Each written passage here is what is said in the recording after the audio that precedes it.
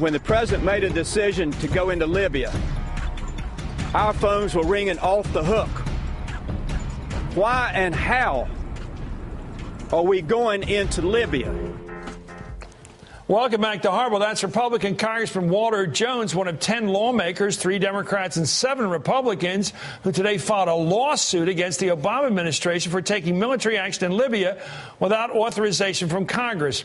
And at the GOP debate this week, a clear theme of anti-interventionism on foreign policy came through loud and clear. Have Republicans become more dovish, or do they just want to oppose anything the President Obama, is for?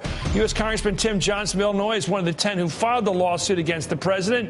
Pat Buchanan's an MSNBC political analyst. Congressman, thank you so much for coming on. I guess over the years, especially during the Iraq War, the second Iraq War, we got used to the Republican Party being more hawkish than the Democratic Party, almost on both sides being knee-jerk about it. How does your position fit in with that sort of theme or that history? Well, I have a long history, Chris, of having opposed our intervention in the Middle East. I, for example, during the Bush administration, opposed the surge, and quite frankly, still think the surge was a mistake. I have a long history, together with Walter Jones and a number of Democrats, of having been more than skeptical about a war that we can't win, that costs us lives and that costs us trillions of dollars. So this is not some Johnny-come-lately position for me. I can't speak for all my colleagues, but at least in my case, I've had a long history of having opposed what I think are failed policies. Well, maybe you should tell your colleagues that you are in the tradition of Republican conservatism and non-involvement in areas that shouldn't involve us. Pat, that is the tradition. Barry Goldwater's tradition of Bob Taft. It goes all the way back. Sometimes it's been wrong, but generally that's been the position. Well, it goes right back to Washington and Jefferson. We stay out of quarrels that are not where America's vital interests are not imperiled or not engaged, and we stay out of those wars. And we did so, I guess, all the way up to, you could say, the war against Spain, in which the United States grew into the greatest country on earth while the Europeans have all been tearing themselves apart. Yeah, let's take a look at this larger question. Let's take a look at a couple of questions, Congressman, while we have you. It seems to me that you heard all these stories about the intramurals in the Obama administration that led to us getting involved in Libya. What do you think about the case that was made that if we didn't go in there, there would be a slaughter of humanity in Benghazi, and we would be blamed like we were blamed in Rwanda for having stood aside and let that happen? I think that case was made, but not convincingly, Chris. I believe that the case was made only very tangentially. There was no absolutism, and there was a very, very vague reference to what the ultimate result would be. So I simply believed and believe now that we can't continue to act on a variety of premises as a basis for American intervention around the world. One of the recent speakers at Congressman Paul's Thursday luncheons analogized this doctrine to the Bush doctrine of preemptive nation building. This is a preemptive humanitarian intervention. Frankly, if you ask people where these acts have occurred, they say, well, they would have occurred. Well, who knows whether they would have occurred, but in any event, there are over 200 countries around the world, and most of them don't share our principles of democracy, humanitarianism, and otherwise. And it's just simply not possible, manpower-wise or financially, to act as the world's policeman. Well, let's take a look at Mitt Romney, who's the front-runner right now on the Republican side. Here is on Afghanistan, and Michelle Bachmann on Libya at that big debate this week. Let's listen to both. It's time for us to bring our troops home as soon as we possibly can. But I also think we've learned that our troops shouldn't go off and try and fight a war of independence for another nation. Only the Afghanis can win Afghanistan's independence from the Taliban. Congresswoman Bachmann, should the president have joined initially more U.S. presence, but now a NATO operation? Was that the right thing to do? Is that in the vital national interest of the United States of America?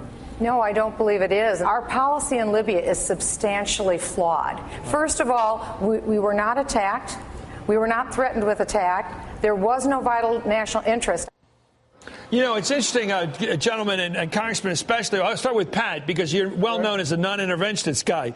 You're a paleo-conservative. You're not a neoconservative. And I'm just thinking, 4 years ago, as we watched the debates, every time Ron Paul made a non-interventionist comment about one of these wars overseas, he was booed down and ridiculed by Rudy Giuliani. And the whole room would mock him. That seems to have been a total change in the mood this time on overseas involvement. You're exactly What's happened right. in 4 years? Is it just that we have a Democratic president? But you were Ron Paul. Remember when they had the phone-in polls after the debates? All of a sudden, Fox News, what's going on? Ron Paul won the poll. There's been a tremendous and a growing anti-interventionist mood in the Republican Party. It goes back to Bob Taft, goes back to Barry Goldwater. Yeah. But you're exactly right, Chris.